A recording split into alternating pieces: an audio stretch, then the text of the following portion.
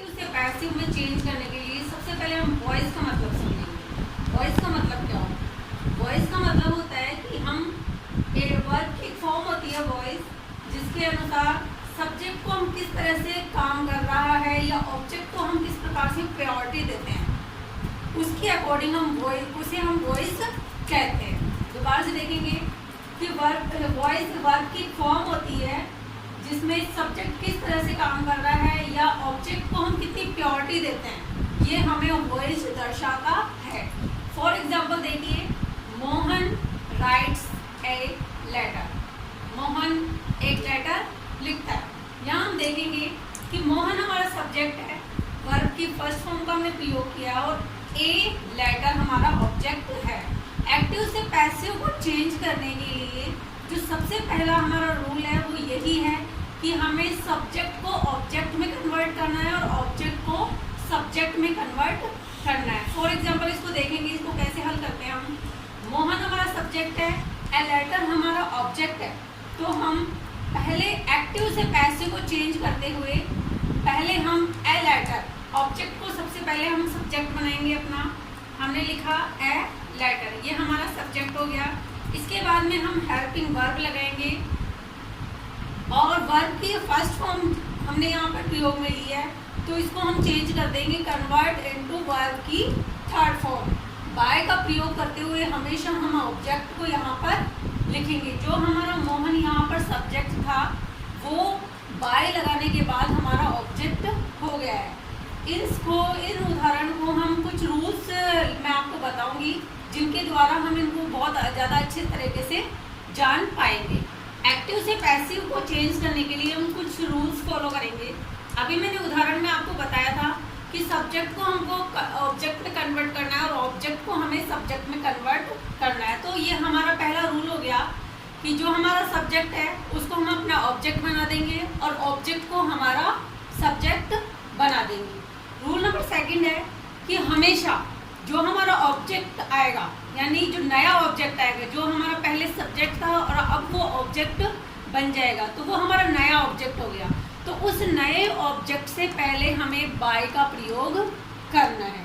नए ऑब्जेक्ट से पहले हमें किसका प्रयोग करना है?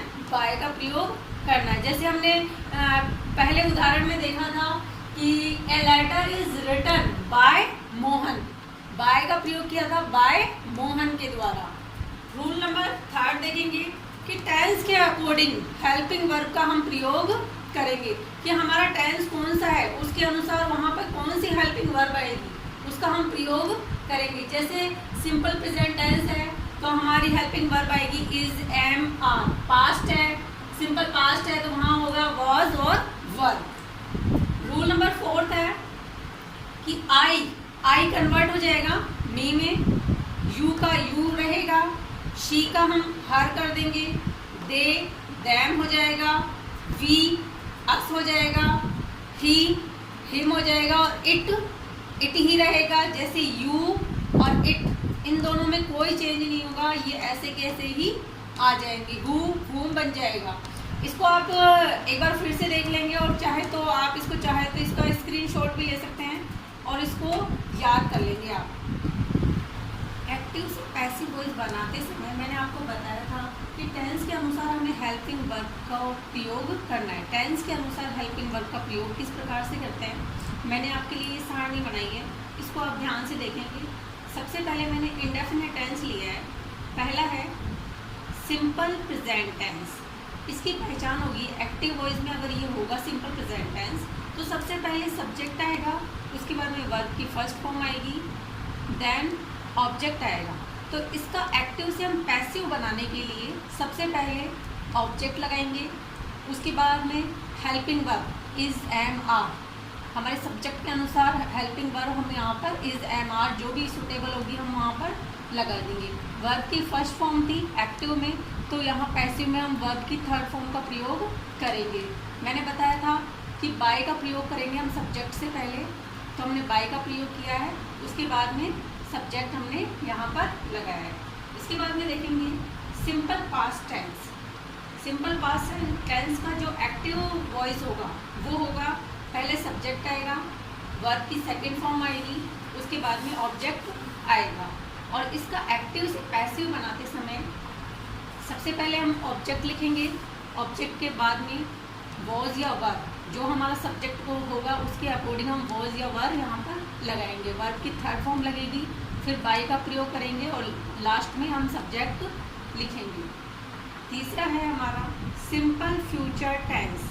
सिंपल फ्यूचर टेंस, इसके एक्टिव बनाते समय इसकी पहचान होगी कि सब्जेक्ट पहले आएगा प्लस विल और शैल, इसकी पहचान है विल और शैल, प्लस वर्ब की फर्स्ट फॉर्म प्लस ऑब्जेक्ट। अब एक्टिव से पैसिव में चेंज करते समय यहाँ पर सबसे पहले हम लिखेंगे ऑब्जेक्ट, फिर प्लस विल और शैल, विल और शैल के बाद में हम लगाएंगे B.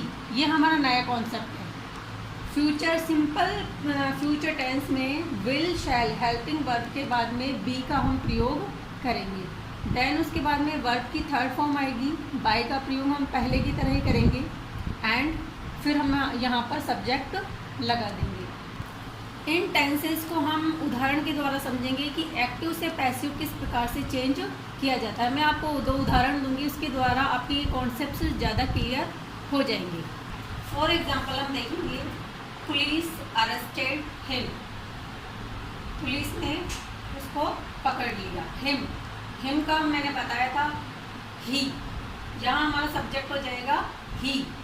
Was arrested by police, police यहाँ हमारा सब्जेक्ट था, हमने इसको कन्वर्ट किया, हमारा ऑब्जेक्ट हो गया। हिम यहाँ पर हमारा ऑब्जेक्ट है, इसको हमने ही बनाया। मैंने आपको रूल्स लिखवाए थे कि ही का हिम हो जाएगा, इसलिए यहाँ पर ही हो गया। हिम इसका हमने ही लिख दिया। वॉज हेल्पिंग वर्ब आ जाएगी, ही के साथ वॉज हेल्पिंग वर्ब हमने यहाँ पर प्रयोग की है। अरेस्टेड ये थर्ड फॉर्म आ गई। बाय सब्जेक्ट से पहले हमने बाय लगाया और पुलिस यहाँ पर लिख दिया, तो एक्टिव हुआ पुलिस अरेस्टेड हिम और इसका पैसिव हो गया ही was arrested by police. Second example देखेंगे आई प्ले फुटबॉल। आई यहाँ पर सब्जेक्ट है और फुटबॉल यहाँ पर हमारा ऑब्जेक्ट है, तो हम पहले सब्जेक्ट को ऑब्जेक्ट में कन्वर्ट करेंगे। हमने लिखा फुटबॉल, ये वर्ब की फर्स्ट फॉर्म है, इसके साथ इज आ गया, इसको थर्ड फॉर्म में कर दिया प्लेड बाय मी, बाय मी। मैंने आपको बताया था आई का मी हो जाएगा बाय मी। Thank you.